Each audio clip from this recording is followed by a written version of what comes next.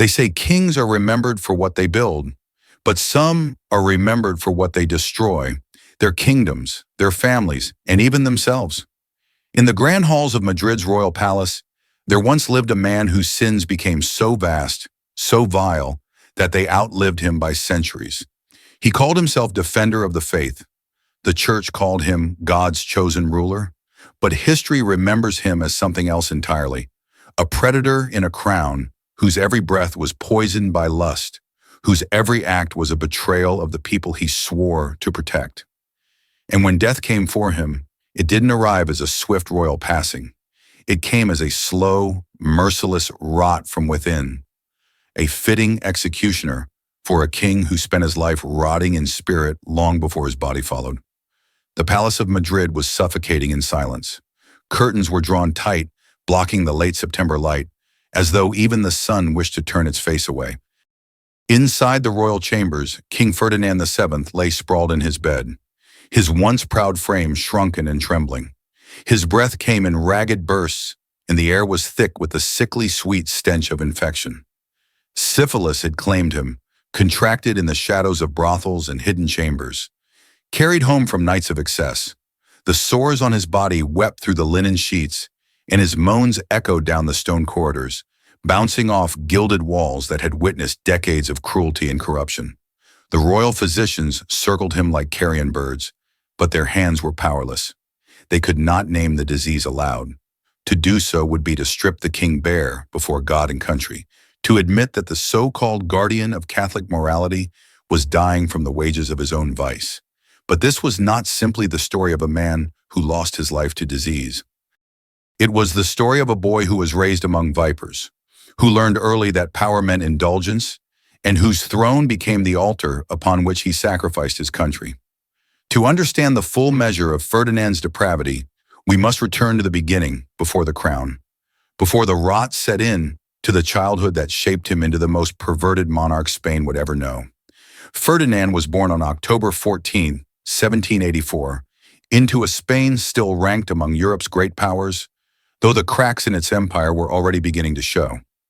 His father, King Charles IV, was a weak and indecisive man. His mother, Queen Maria Louisa of Parma, was infamous for her brazen infidelities.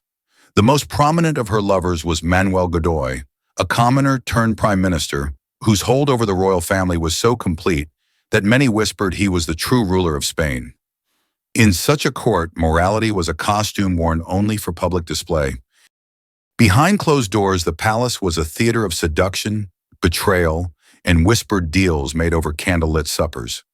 The young prince grew up watching not statesmen and scholars, but courtiers and lovers playing dangerous games for influence.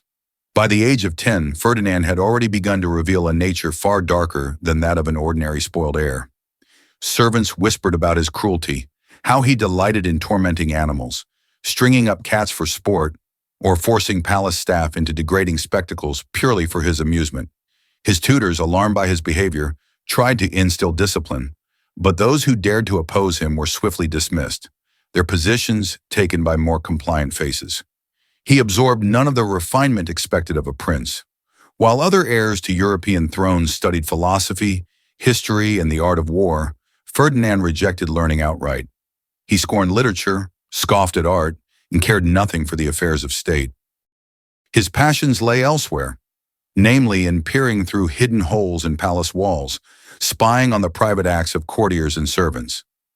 In those stolen glimpses, he found not shame, but fascination. At 18, he married his cousin, Maria Antonia of Naples, a cultured and devout young woman whose grace might have tempered another man. With Ferdinand, it had the opposite effect. Behind the heavy doors of their chambers, she became the unwilling subject of his darkest fantasies, humiliated, coerced, and treated as an object to be bent to his will. Maria Antonia, once bright-eyed and lively, withdrew from court life. She avoided her husband wherever possible, living in near seclusion to escape his cruelty. But Ferdinand's appetites could not be contained. Soon his gaze turned outward, toward the women of the court, and there he discovered a new thrill power not only over individuals, but over entire families. He began to blackmail noblewomen using his position to threaten the ruin of their husbands and fathers should they refuse him. Married women became his preferred prey, for to seduce them was to wound their husband's honor. Many powerful men, trapped between pride and survival, swallowed their humiliation in silence. Maria Antonia did not live long in such a world. She died at 21. The court physicians declared tuberculosis the cause, but the rumors were relentless that she had been poisoned, or that her spirit had simply broken under the weight of her husband's abuse. Ferdinand's reaction was chilling in its indifference. He is said to have remarked, with a half-smile, that her death left him free to seek more interesting pleasures. The year was 1808, and Spain stood on the edge of chaos. Napoleon's armies were sweeping across Europe like a tide of steel, and now their gaze was fixed on the Iberian Peninsula. For most Spaniards, the moment called for unity and defiance. For Ferdinand, it was an opportunity, a stage upon which he could play the role of savior while quietly pursuing his own interests. The mutiny of Aranjuez forced his father, King Charles IV, to abdicate. The people, weary of corruption, looked to Ferdinand as a fresh hope. Crowds cheered his name in the streets, believing a new era had begun. But behind those hopeful eyes, Ferdinand was already scheming not how to lead his people against the French, but how to secure his own position no matter the cost. In secret, he opened negotiations with Napoleon, offering Spain itself as a bargaining chip in exchange for personal guarantees, protection, privilege, and a throne under French approval. It was the kind of betrayal that, if known, would have destroyed him instantly. When the meeting finally took place in Bayonne, the truth of his nature became undeniable. French witnesses described a man stripped of dignity, bowing low, his voice dripping with flattery. He promised anything, conceded everything, so long as he could keep a crown upon his head. Napoleon, who had dealt with cowardly monarchs before, would later remark with open contempt that he had never encountered a man so base, so willing to debase himself for survival. The deal was struck, but not in Ferdinand's favor. Napoleon lured him into exile, sending him north to the Château de Valenciennes. It should have been a prison, but Ferdinand turned it into a playground. The chateau's grand halls, with their chandeliers and velvet drapes, became the stage for nights of intoxication and flesh. Instead of plotting resistance, he sought entertainment. French servants were seduced, corrupted, and dismissed as if they were pawns on a board.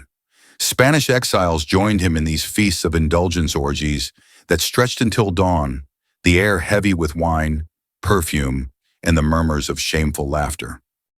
It was here that Ferdinand contracted his first venereal disease, bought with the coin of a local prostitute. The infection was an early warning of the decay to come, but he ignored it. Letters intercepted by Napoleon's spies revealed his constant demands for female company and amusements, with not a single mention of his country's plight. Beyond the chateau's gates, Spain bled.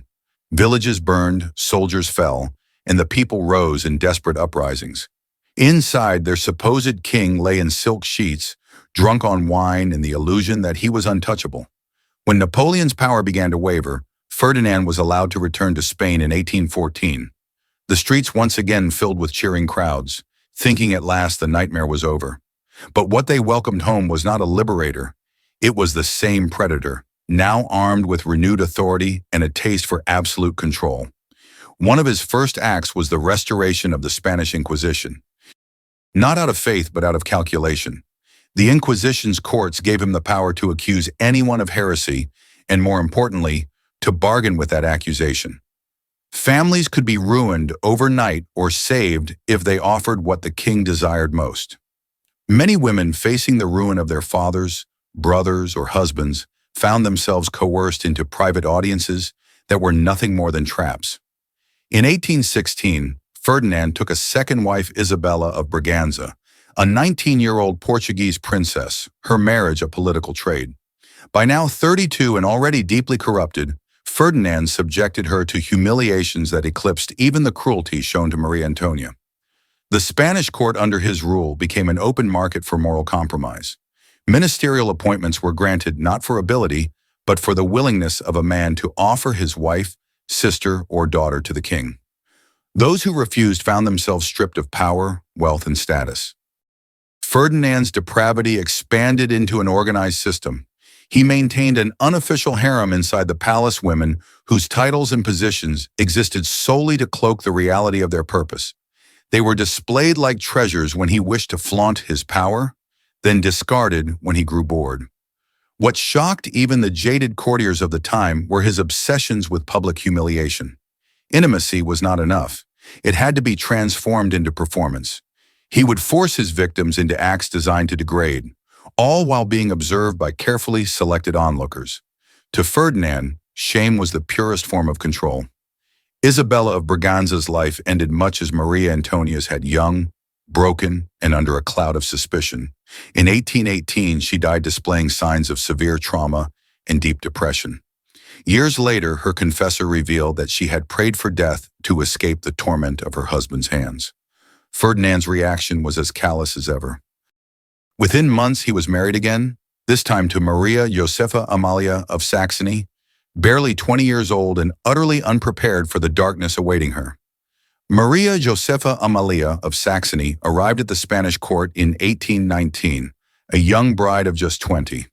Pale-skinned and delicately built, she was raised in a sheltered environment of strict Catholic devotion.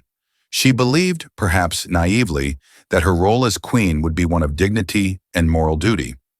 Instead, she was walking into a gilded cage, one where the bars were invisible but unbreakable, and the jailer wore a crown. From the first nights of their marriage, the young queen discovered that Ferdinand's world had no room for tenderness or respect. His demands were constant and degrading, his tastes already warped by decades of excess. He saw her not as a partner, but as another conquest, another ornament to be bent into submission. Whispers began almost immediately in the palace corridors, about the bruises she tried to hide beneath her gowns, the haunted look in her eyes, and the way she flinched at her husband's approach.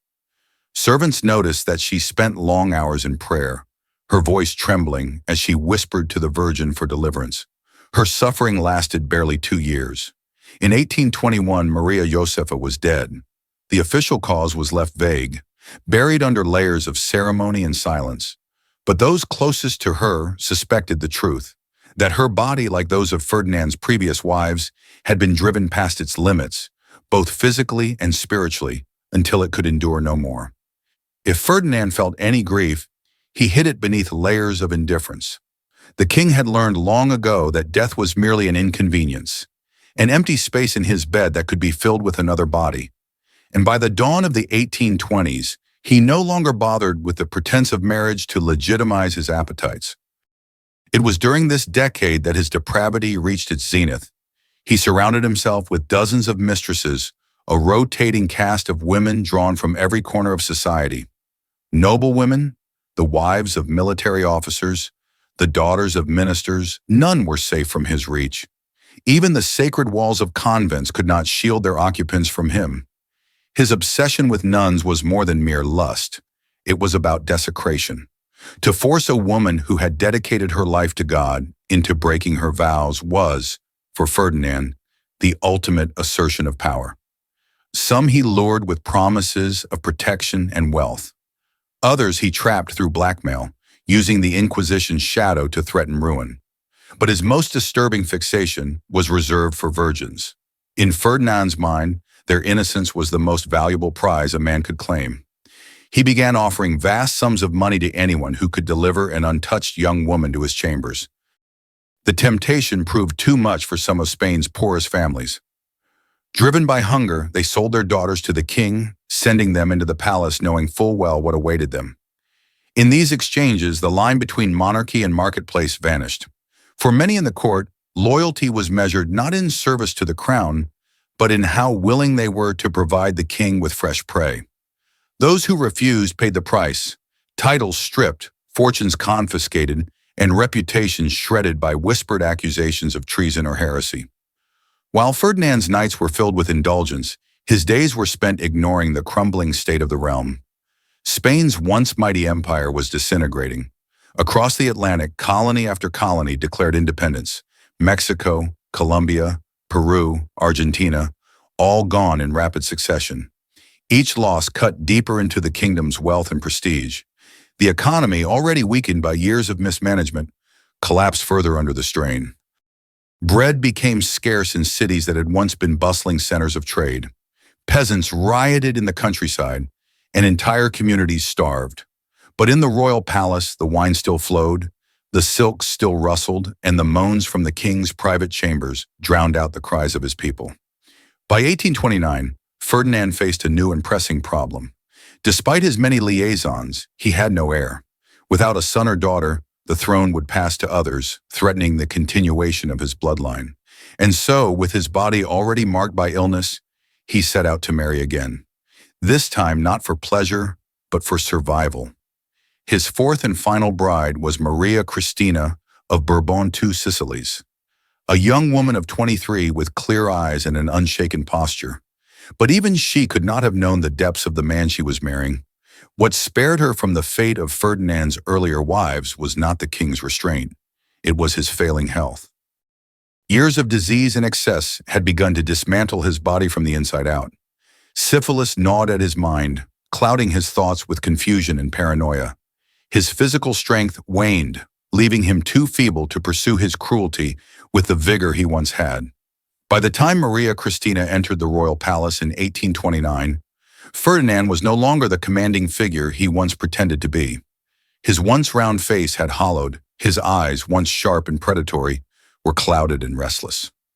Syphilis, long ignored, had tightened its grip on him, burrowing into his brain and gnawing at his sanity. His gait became uncertain, his speech at times incoherent. The courtiers who had once feared his wrath now whispered about his failing mind, trading stories of the king wandering aimlessly through the halls at night, muttering to himself. But even in his decline, Ferdinand's reputation clung to him like a shadow. No one dared meet him in a corridor without lowering their gaze. Maria Cristina was, in many ways, the first and only wife to survive him, and not because he had changed. His body simply lacked the strength to sustain the cruelty that had defined his previous marriages. Yet she did not escape entirely untouched. She endured the moods, the suspicions, the sharp words from a man who knew his power was slipping away. Outside the palace walls, Spain was in a state of decay that mirrored its king's own body. The economy teetered on collapse. The loss of its colonies had gutted the empire's wealth, and political unrest simmered just below the surface. Yet Ferdinand seemed oblivious to it all. The throne, once a seat of command, had become his sickbed, a place where he lay surrounded by opulence, yet utterly powerless to affect the course of his kingdom. As the early 1830s bled into their final days, Ferdinand's condition worsened. The sores that marred his skin festered, their stench filling the royal chambers and seeping into the corridors. The palace staff avoided him whenever possible, not only out of disgust, but for fear that proximity to the king's illness might taint them socially, if not physically. His mind was no longer entirely his own. There were days he recognized no one, days when he stared for hours at the gilded ceiling, murmuring words from half-remembered prayers. On others, he raged without cause, cursing at shadows, accusing invisible enemies of plotting against him. By the final week of September 1833, the royal palace in Madrid was almost silent. The once busy corridors echoed with nothing but the faint shuffle of servants' feet and the occasional groan from behind the king's doors. Most of those who had once clamored for his favor had fled, knowing his death was near. Even the physicians, bound by duty, approached his bedside reluctantly. They dressed his wounds, changed his linens, and left as quickly as possible, carrying with them the heavy scent of decay. Those who had once feared his touch now feared his presence for an entirely different reason. On September 29th, Ferdinand VII of Spain finally succumbed to the disease that had been eating him alive for years. There was no royal dignity in his passing. No grand speeches, no noble farewells. Only the rattling breath of a man who had outlived his usefulness, and the quiet relief of those who would never again hear his voice. There were no heartfelt tears at his funeral. The people who gathered did so not to mourn, but to mark the end of an era they wished to bury with him. His only legitimate daughter, the future Queen Isabella II, inherited a throne stained not only by political ruin, but by the personal disgrace of the man who had worn the crown before her. Ferdinand's reign had lasted just 2 decades, but its shadow stretched far beyond his death. Under his rule, Spain had been transformed from a formidable empire into a fractured, humiliated state. The loss of dignity, the economic collapse, the political instability, all of it could be traced back to a king who valued his own pleasure above the fate of his nation. His legacy was not one of monuments or victories. It was a cautionary tale carved into the memory of a country, proof that absolute power in the hands of a man enslaved to his lowest instincts can destroy far more than a throne. It can poison the soul of an entire people. Some kings are remembered for what they built. Ferdinand VII is remembered for what he consumed: his kingdom, his wives, his people, and finally himself. Even in death, the stench of his reign lingered, a warning that power without virtue is nothing more than a crown on a rotting corpse.